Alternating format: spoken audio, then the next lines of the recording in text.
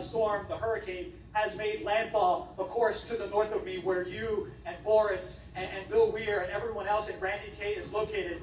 What we're experiencing south of you guys is the storm surge. All of this water that is being pushed in from the Gulf of Mexico that has nowhere to go. The Caloosahatchee River, which is behind me here, is pretty much at this point just blended into this street. There's really no way to know exactly where the river kind of stands, because the pier, the beached area over there, that's at this point all of the water is just coming through on this side.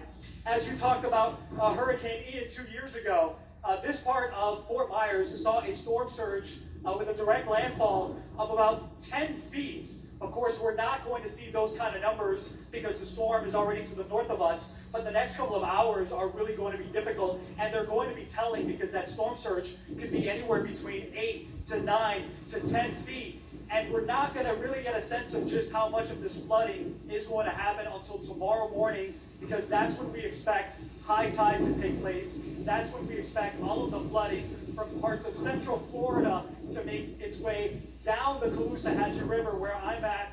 And then that's kind of what you're seeing here.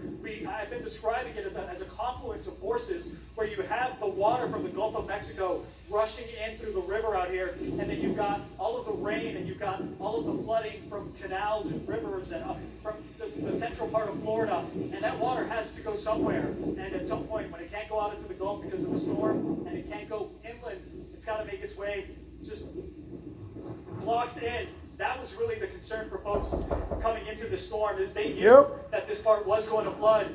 And at this point, Anderson, it's flooded at this point.